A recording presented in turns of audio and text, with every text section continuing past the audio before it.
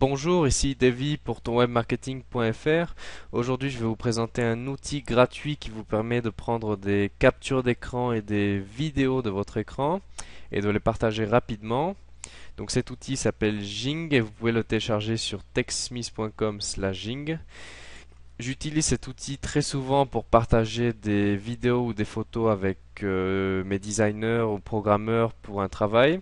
C'est beaucoup plus rapide que de passer par Photoshop ou Paint ou encore d'écrire l'intégralité des modifications en texte.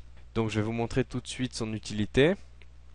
Donc voilà, ça se présente comme un petit soleil au-dessus de votre écran une fois que vous l'avez installé, où vous pouvez accéder aux réglages, à l'historique et à la capture. Donc je vais commencer tout de suite la capture. Vous pouvez sélectionner la zone de capture, donc je vais sélectionner mon formulaire et je vais sélectionner capture image. Donc voilà, vous voyez que j'ai la capture qui s'est générée. Ensuite, je peux faire des modifications. Donc par exemple dire, voilà, ce texte un peu plus à gauche.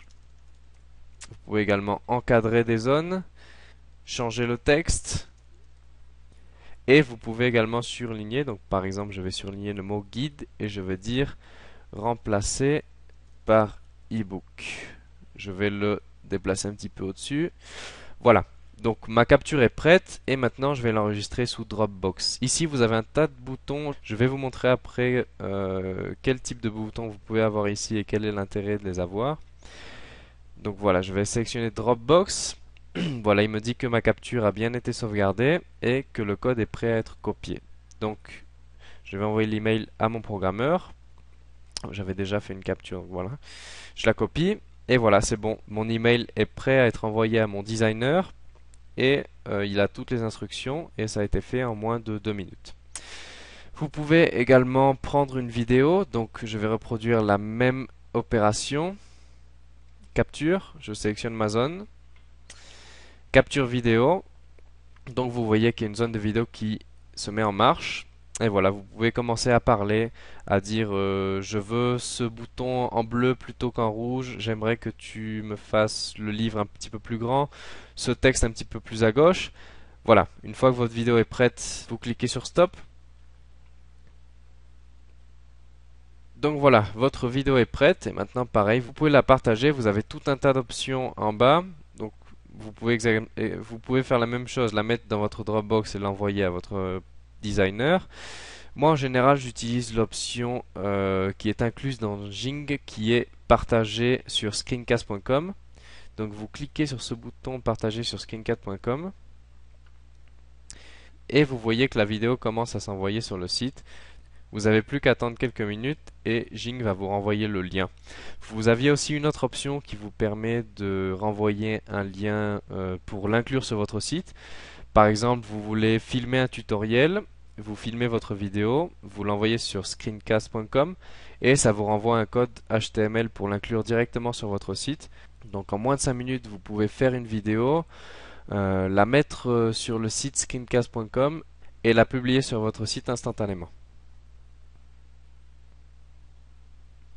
Donc voilà, la vidéo est prête et il me dit que le lien est prêt à être collé. Donc je vais coller le lien pour voir si ça a bien fonctionné.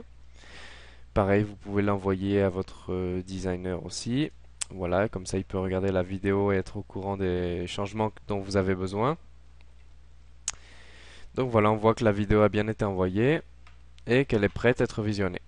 Je vais vous montrer maintenant quelques réglages intéressants à faire. Donc vous allez dans Préférences. Puis vous pouvez notamment sélectionner un raccourci clavier. Donc par exemple moi j'ai sélectionné CTRL-J, c'est-à-dire à chaque fois que j'appuie sur CTRL-J, j'ai ma zone de capture qui s'affiche et je suis prêt à capturer une image ou une vidéo. Vous pouvez également customiser les boutons de partage. Donc je vais vous montrer les différents boutons que vous pouvez avoir. Jing vous propose donc le partage de screencast.com. Donc c'est ce qu'on vient de voir, c'est un site qui permet de partager des vidéos directement. Vous pouvez choisir soit de renvoyer une URL, soit un code embed, donc je vous en parlais tout à l'heure, qui permet de l'inclure sur votre site. Vous pouvez également avoir un compte YouTube, mais pour ça vous avez besoin d'un autre logiciel qui est en quelque sorte une version plus complète de Jing. Vous pouvez également inclure votre compte Twitter, votre compte Facebook, Flickr pour les photos. Ici, c'est très intéressant, c'est votre compte FTP. Donc vous rentrez les données de votre compte FTP et vous n'avez plus qu'à partager la photo ou la vidéo sur votre compte FTP, à la mettre sur votre site. Vous n'avez pas besoin de l'enregistrer sur votre ordinateur et de la mettre sur votre hébergeur. Ça vous fait gagner un temps considérable. Le bouton copier qui permet donc de copier une photo et de la mettre dans un document Word ou dans un email par exemple. Puis enfin le bouton Save qui permet de l'enregistrer sur votre ordinateur. Ici je vais vous montrer un petit truc pour pouvoir donc utiliser Dropbox qui n'est pas inclus à la base. Vous avez besoin de sélectionner le bouton Save. Vous sélectionnez donc la destination de l'enregistrement, donc vous allez choisir le dossier public de votre Dropbox. Vous allez choisir ici Custom Code, donc clipboard content, puis vous allez entrer le code suivant en remplaçant ce numéro par le numéro de votre Dropbox. Vous cliquez sur Save et voilà, vous êtes prêt à enregistrer des photos et des vidéos sur votre Dropbox et donc à les partager. Et voilà, c'est tout pour ce tutoriel. J'espère que ça vous sera utile. C'est un outil que j'utilise très fréquemment pour communiquer avec mes partenaires, mes prestataires ou même partager des photos et vidéos avec des amis. Et ça fait gagner un temps considérable. Avant, je prenais une capture d'écran normale, j'allais sur Photoshop et j'éditais la photo sur Photoshop. Donc ça pouvait prendre jusqu'à 15 ou 20 minutes, alors que là, en 2 ou 3 minutes, ma capture est prête à être envoyée. Donc si vous travaillez très souvent avec beaucoup de prestataires, je pense que cet outil peut vous être utile. Voilà, merci et à bientôt sur tonwebmarketing.fr.